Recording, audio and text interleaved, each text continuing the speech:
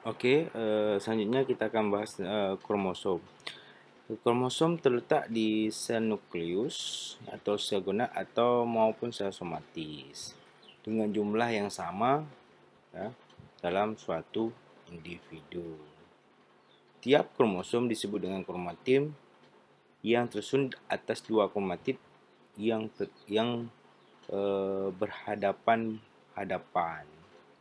Pada kromatin ini ada disebut dengan locus gain, yang di dalamnya terdapat alel-alel sebagai penyandi protein ataupun enzim yang menjaga dan mempengaruhi sistem biokimia yang ada pada organisme. Jadi bila kromosom itu mempunyai kromatin, maka kromosom tersebut aktif. Artinya gen-gen di dalamnya akan diekspresikan. Sedangkan apabila kromosom mengandung heterokromatin, maka kromosom tersebut tidak aktif atau sedang tidur. Artinya apabila tidak ada kromatin, maka dia tidak bisa diekspresikan. Gitu kira-kira ya. Fungsi analisis kromosom adalah sebagai petunjuk proses evolusi. Hewan yang memiliki kesamaan jumlah kromosom memiliki kedekatan yang lebih besar daripada hewan yang memiliki jumlah kromosom yang berbeda. Selanjutnya dia melakukan untuk identifikasi spesies, identifikasi stok, ya, untuk tujuan manajemen. Jadi adalah bagaimana misalkan kalau cara analisis Anda misalkan dengan kultur sel secara in vitro. Oke. Coba kita lanjut lagi tentang proses selanjutnya. Prinsip dasar karyotyping, ya, penandaan ya. Prinsip kerja untuk mengidentifikasi kromosom disebut dengan karyotyping, yaitu pengamatan kromosom memanfaatkan teknik pewarnaan dan menggunakan mikroskop untuk mengamati pemendaraannya. Sel mampu untuk mengandalkan diri melalui proses mitosis maupun meiosis yang dihasilkan oleh sel anakan. Sel diploid, yaitu sel D yang ya, dari sel somatis, dan haploid untuk sel gonad. Untuk melakukan karyotyping diawali dengan preparasi sel menuju tahap metafase dengan suatu teknik kultur untuk merangsang sel mencapai tahap metafase, misalkan menggunakan Solzhenitsyn, ya. Jadi kalau kita untuk mendapatkan kromosom adalah dengan merangsang secara in vitro tadi saya ceritakan dengan kultur jaringan atau sel secara in vitro. Oke. Jaringan yang bisa digunakan untuk karyotyping adalah embrio, larva, epitel, leukosit, ovari, atau testis. Dari beberapa jenis jaringan atau sel di atas, yang paling mudah menampilkan kromosom adalah menggunakan leukosit. Paling mudah untuk dikultur dan dikondisi pada tahap mitosis dibandingkan eritrosit tidak dapat digunakan untuk karyotyping karena tidak memiliki inti sel. Artinya bahwa dengan kultur jaringan sel itu sangat mudah, ya, didapat karena dia bisa tahap pembelahan mitosis yang cepat. Seperti itu kira-kira. Kalau eritrosit kenapa saudara merah tidak bisa? Karena dia tidak memiliki inti sel. Nah, seperti itu kira-kira adik-adik ya.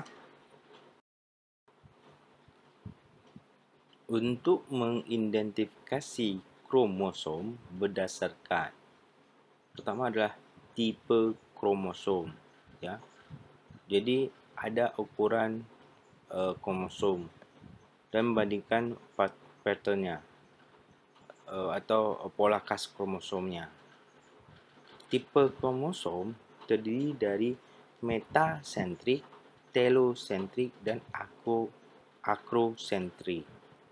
Sedangkan ukuran diurutkan dari yang kromosom terbesar diikuti dengan kromosom kecil di bawahnya.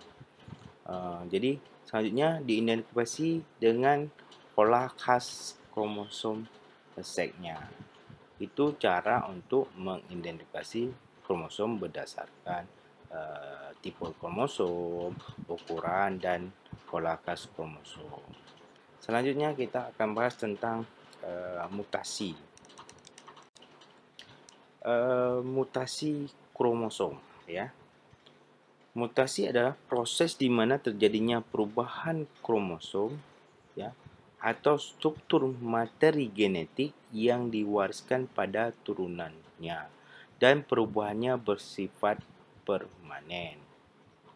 Mutasi dapat terjadi pada level gen atau crossover maupun level kromosom, sehingga mutasi pada suatu individu akan terlihat pada anakannya.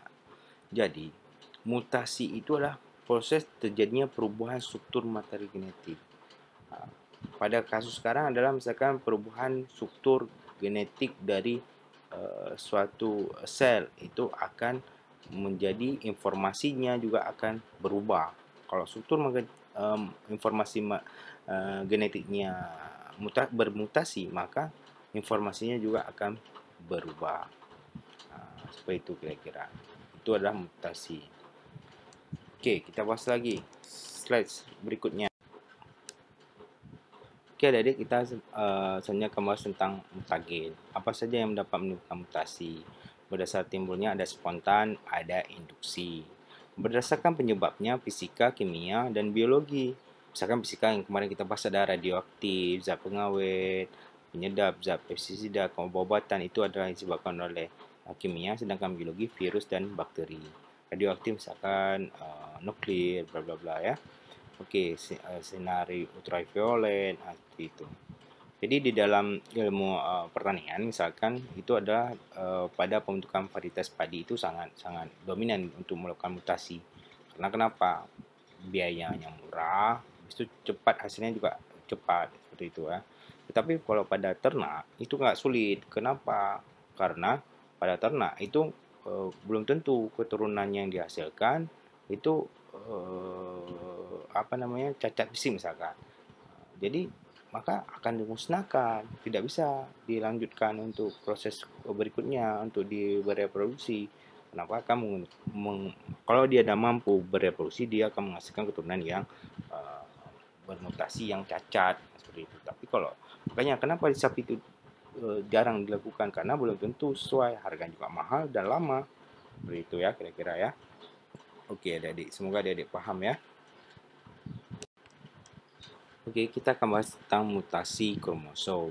Dapat terjadi berupa kelainan struktur kromosom, kelainan jumlah kromosom. Itu yang disebabkan mutasi kromosom. Ya.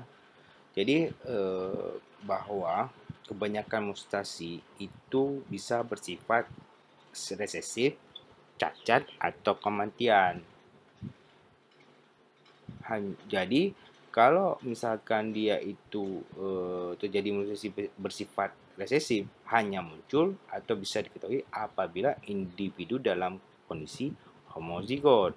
Apabila masih dalam kondisi heterozigot, individu yang bersangkutan membawa gen yang cacat, misalkan detrimental, dapat menunjukkan sifat yang cacat. Apabila individu tersebut mendapat kesempatan untuk bereproduksi, gen-gen cacat tersebut akan tersebar dalam populasi. Itu yang sebenarnya yang ditakuti oleh suatu mutasi kromosom. Semoga adik paham bahwa gen cacat itu akan tersebar di dalam suatu populasi. Seperti itu ya kira-kira ya. Oke, mutasi pada struktur kromosom itu yang pertama adalah deletion, ya. Hilangnya segmen kromosom yang berisi beberapa gen. Ada duplikasi terjadi jika satu atau lebih kopi gen berada di dalam bagian lain, baik dalam satu kromosom atau kromosom berbeda. Selanjutnya ada disebut dengan inversion, terjadi jika ada patahan segmen kromosom yang kemudian berotasi menjadi 180 derajat sehingga setelah bergabung kembali posisi patahan tersebut menjadi terbalik, sehingga informasi juga akan terbalik. Nah, seperti itu ya. Selanjutnya ada translokasi.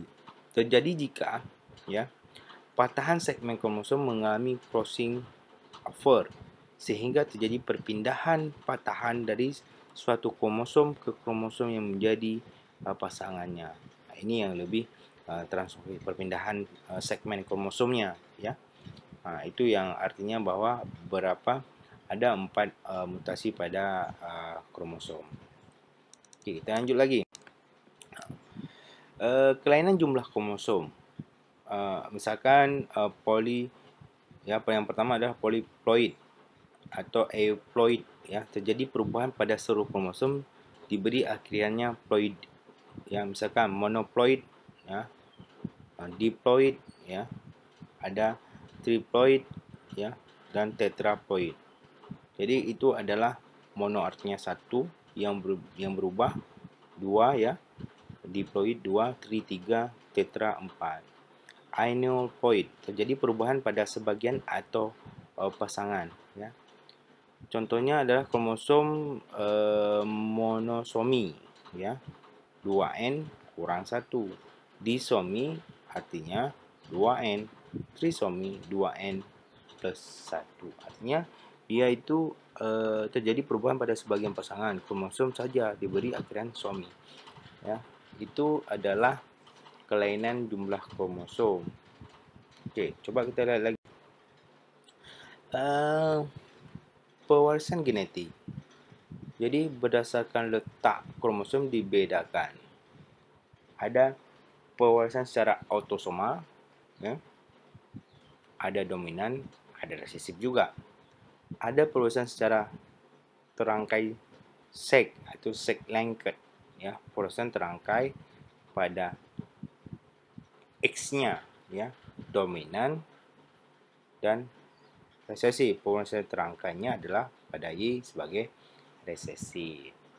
Oke, jadi artinya bahwa pewarisan genetik itu bisa autosomal, yaitu adalah sel-sel tubuh, yaitu bisa dominan dan resesif, ya. Jadi kalau yang pada pewarisan secara terangkai, ya, terangkai sek ya, atau disebut dengan sek linked, pewarisan terangkai X ya, X-nya yang dominan, resesifnya juga X-nya. Pewarisan terangkai Y itu adalah resesif. Jelas ya, yang Y itu sebagai resesif. Nah, semoga paham ya adik-adik ya. Pewarisan genetik itu berdasarkan letak kromosom. Ya. Oke, polimorfisme atau kromosom terjadi pada intra-individual sel, polimorfisme antar sel dalam suatu spesies, intrapopulasi level ya, polimorfisme individu dalam satu famili populasi, interpopulasi level. Jadi polimorfisme individu antar populasi. Jelas ya. Jadi bahwa di sini ada 3, intra-individual level, intrapopulation level, dan ada interpopulasi level ya. Jadi itu ada 3 polimorfis kromosom ya. Oke, selanjutnya kita bahas tentang mutasi gen. Mutasi gen adalah perubahan dari fungsi gen yang bersangkutan akibat kode yang dikirim oleh gen atau molekul DNA tersebut yang terdapat pada kromosom tertentu ke ribosom dalam plasma sel berupa mRNA yang memberi perintah untuk menyusun protein tertentu. Itu akibat dari mutasi gen. Perubahan kode ini berarti perubahan protein yang dihasilkan dari protein yang semula diberikan oleh gen yang bersangkutan sebagai fenotip atau performan yang ditunjukkan berbeda dari yang semula.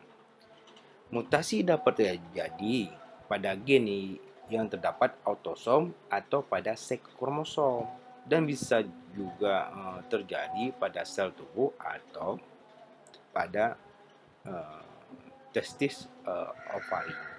Satu contoh, misalkan satu gen dominan menjadi resesif dan kemudian kembali lagi dari resesif menjadi dominan. Kebanyakan mutasi yang baru bersifat seperti ini tidak baik, tetapi ada beberapa mutasi yang bersifat baik seperti itu. Jadi artinya mutasi itu ada yang bersifat baik, ada yang bersifat tidak baik. Seperti itu ya. Semoga ya ini kesimpulannya artinya ada kalau apabila suatu baik gen atau kromosom bermutasi ada keuntungannya, ada yang baik, ada yang tidak baik. Seperti itu.